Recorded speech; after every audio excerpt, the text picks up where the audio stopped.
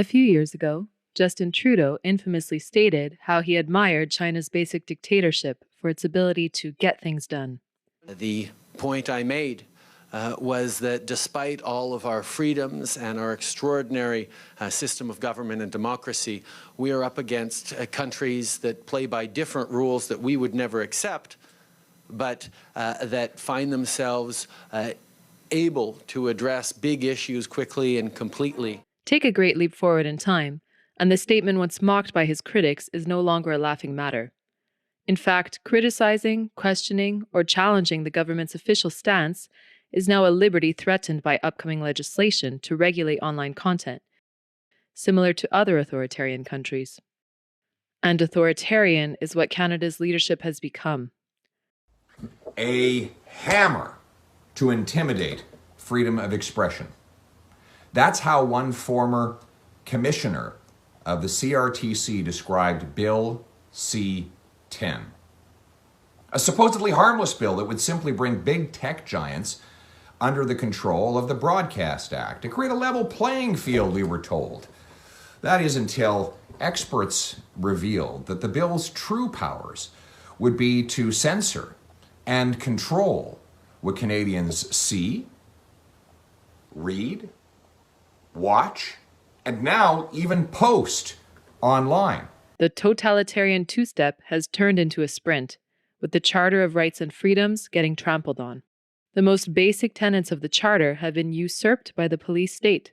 Canadians are living in a never-ending cycle of lockdowns and COVID restrictions, ever increasing in length and severity.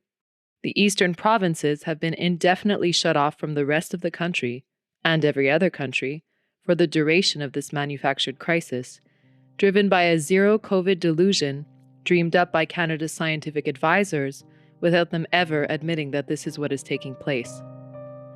Likewise, Ontario, Canada's largest and most populated province, has become one of the most despotic places in North America, with a shield of police officers surrounding its provincial borders, again, at the behest of the public health officials, with zero transparency.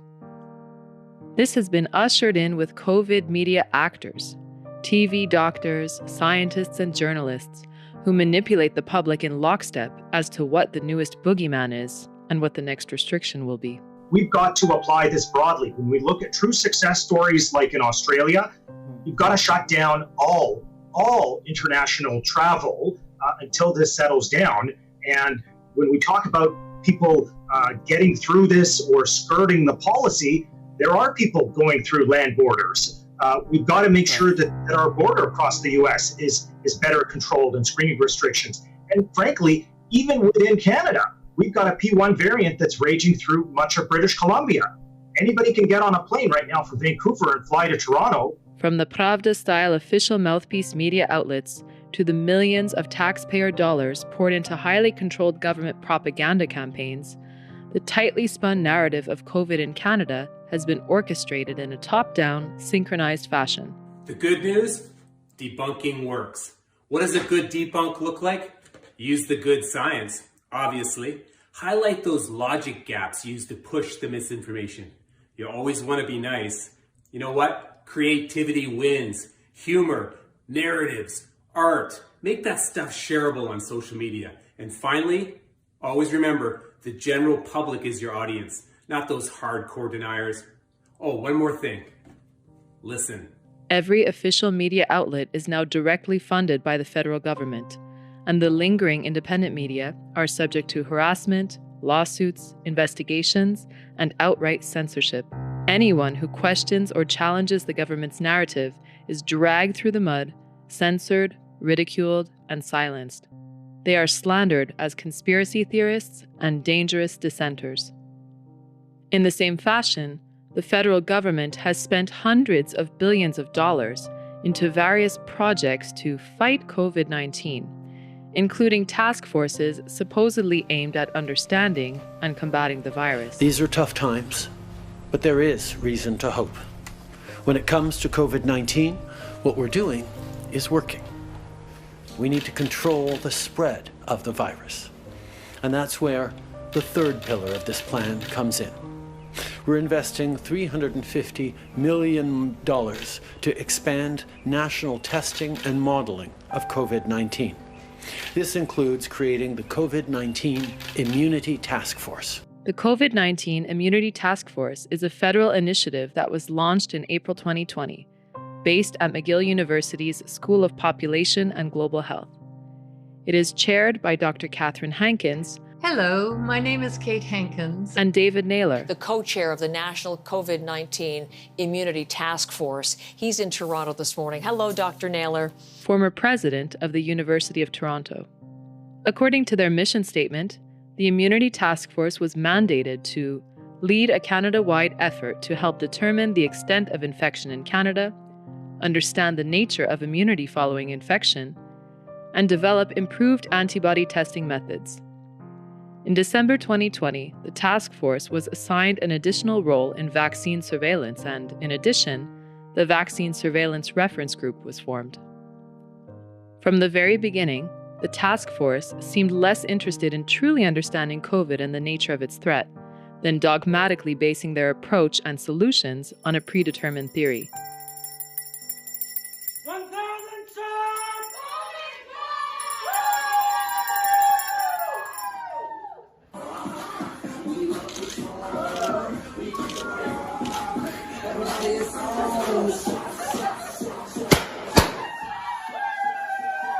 In both their preliminary and final report, the task force omitted the existence of T cells, which have long established peer-reviewed evidence for immunity against respiratory viruses, including coronaviruses.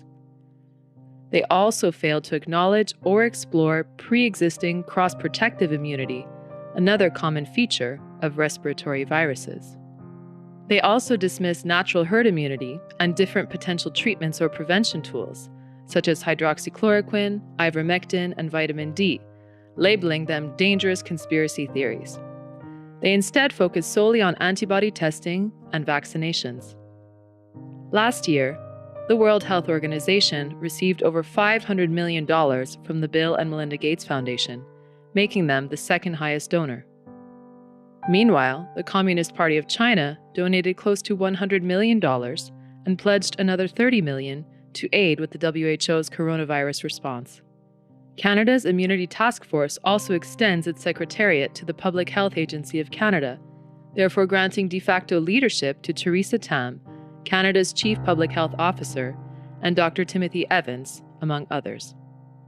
Timothy Evans, who was a player at the Event 201 Roundtable, was Assistant Director General at the World Health Organization from 2003 to 2010. Prior to this, he served as director of the Health Equity Theme at the Rockefeller Foundation.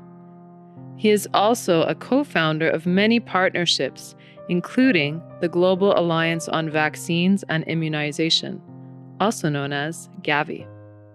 David Naylor, aforementioned co-chair of the Immunity Task Force, was also chair of the National Advisory Committee on SARS and Public Health in 2003, following the outbreak of SARS in Ontario.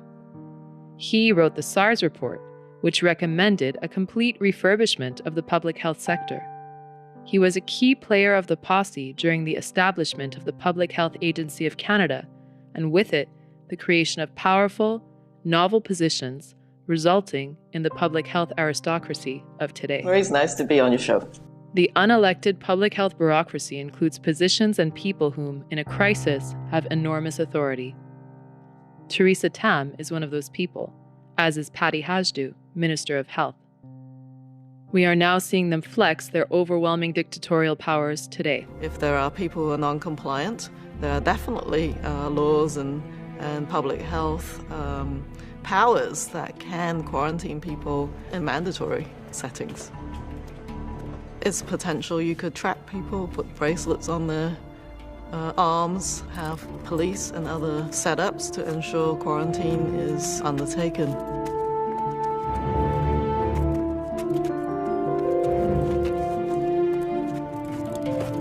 It is better to be preemptive and precautionary and take the heat of people thinking you might be overreactionary, get ahead of the curve, and then think about whether you've overreacted later. But it's such a serious situation that I think decisive early action is the key. Theresa Tam has well-known deep ties with the WHO, serving on multiple committees.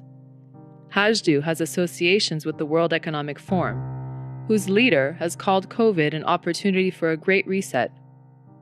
During the ongoing COVID crisis, Hajdu recently attended a secret meeting with the WEF to discuss travel and border closures. And influence how the world behaves. But we've used that power without thinking about its effect.